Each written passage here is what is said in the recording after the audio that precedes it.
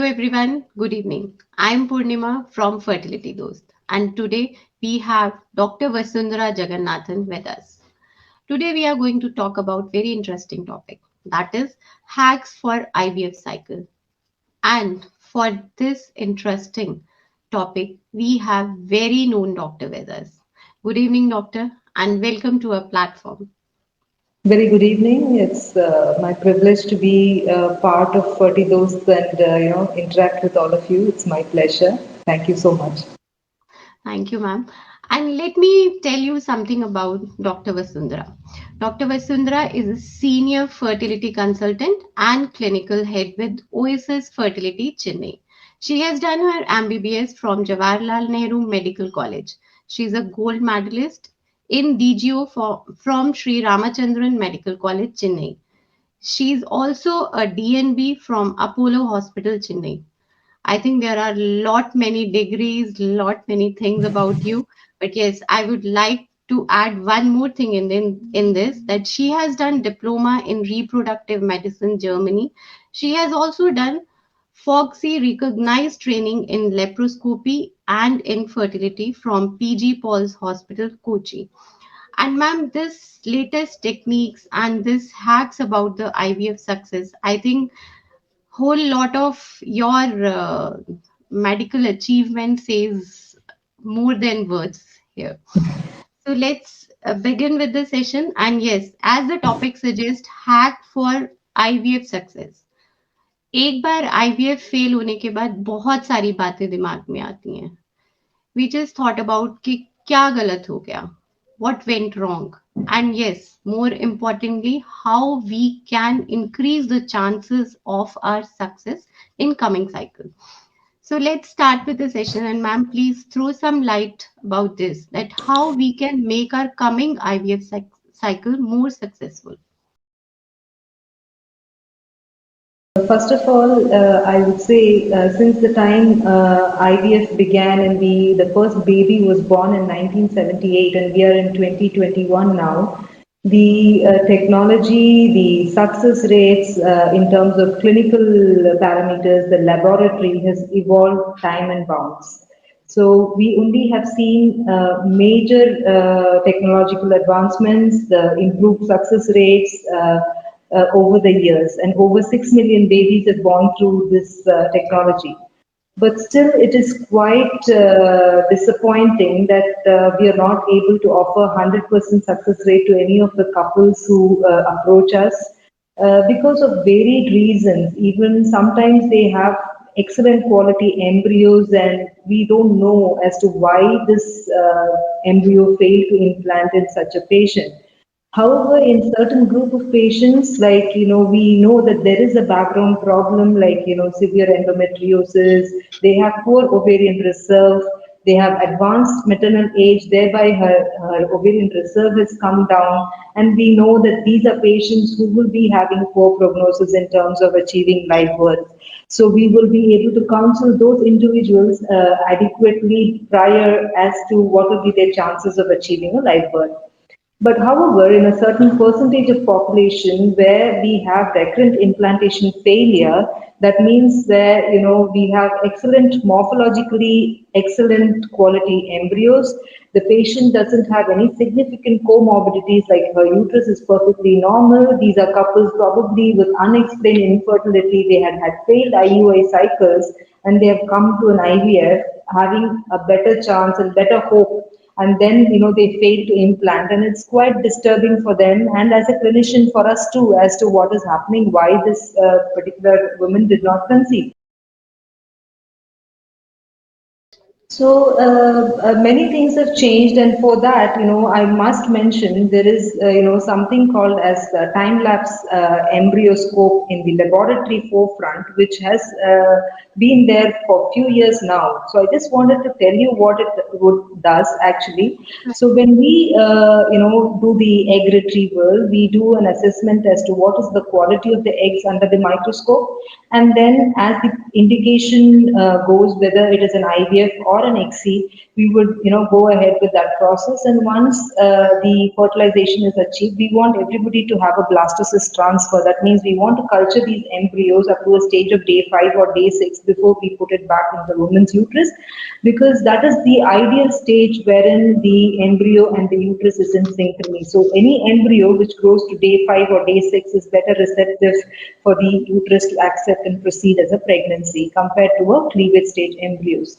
However, what we should also know, we have not still completely moved on to a blastocyst transfer. Worldwide, still there are places and instances where we have to go for a cleavage stage transfer. That means a day 2 transfer or a day 3 transfer in a cell stage, 8 cell stage. So how do we really kind of identify which is the best embryo with the best implantation potential? So currently, most of us worldwide are using what is called as morphological scoring system or morphological grading, which is observer or embryologist dependent most of the times. So we see the quality of the blastomeres. If it is in the cellular cleavage stage, we will see the amount of fragmentation this particular embryo has, and we grade these embryos as grade A, grade B, or grade C. And if they reach a blastocyst stage, then we look into the inner cell mass, the trophectoderm, and then grade these embryos based on how well they have expanded in particular timelines. Now, this morphological grading, is also bound by timelines. Like I open this incubator, check at day 3 how it is, and I also check at day 5 as to how these embryos are and grade it. And then we freeze the embryos or do a fresh embryo transfer as the patient indication demands. Now, for instance, I was talking about time-lapse embryoscope. How is this better in terms of selecting the embryos? Now, once we do either ICSI or IVF, we are going to put these embryos, inseminated embryos, inside a time-lapse incubator, wherein this computerized analysis will tell us each and every activity of this embryo, whether this embryo is dividing in particular time, whether it is fertilized in the right time, whether it is cleaved at the right time, whether these morphokinetic events are happening according to the physiological time-bound manner. So thereby, it can be very, very useful for us to choose which particular embryo on day 3. Suppose we are going to do a day 3 transfer, and morphologically we have 3 grade A embryos.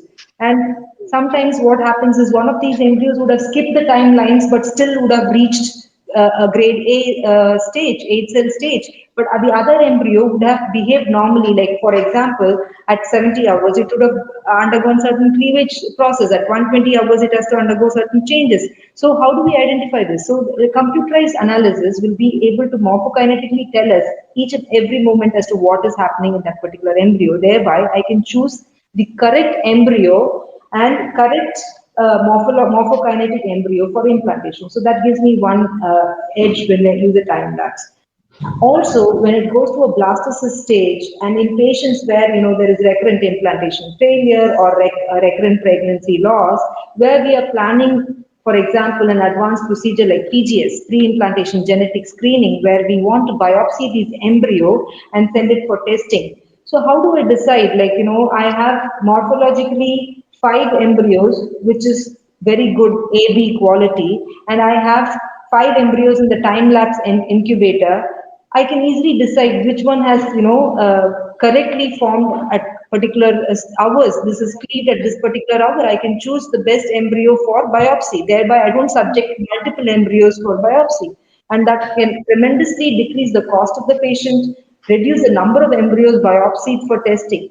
So this is a big boon. However, it is definitely an expensive add-on to an IVF laboratory. But in patients like these, time-lapse embryoscope definitely gives us a big edge to choose the best embryo to put it back in the uterus or send it for biopsy.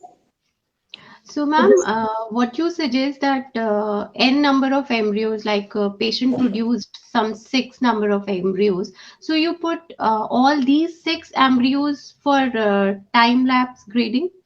Yes, so we know that, suppose in the six, we know some are abnormal embryos, they don't cleave well. Suppose on day two stage or day three stage, they're supposed to be 8 cell. There will be some which are just 4 cell. Hmm. Okay, some maybe would have got fertilized a little later. It doesn't fertilize, after 24 hours. I see there's no fertilization happening, but still it would have cleaved a little later. Maybe they are abnormal aneuploid embryos. Maybe they are not genetically normal. So I Hmm. would not subject those embryos for transfer first, especially in patients where they have a background like recurrent implantation failure, or if I have to biopsy, I would give preference to those which have behaved well in terms of timelines and then gone through the correct physiological process. So, what is the cost factor involved in this kind of breeding? So the cost factor, it depends on how many embryos we place and things. The machinery is very expensive. However, for a patient, it might be an additional cost of 15 to 20,000 in their cycle. Hmm. But But obviously, I think definitely in terms of when they go for failed cycles, they had a lot of cost already they have spent, and I think this will be their last hope in terms of trying. And I think that's definitely a boon for patients who have had all these background issues and failed cycles. right, right. And again, they are going to face this failure. Mental stress is also there. So, that way, it's a very good technique, and that you have the maximum percentage of success with you when they are opting Right. for this, right?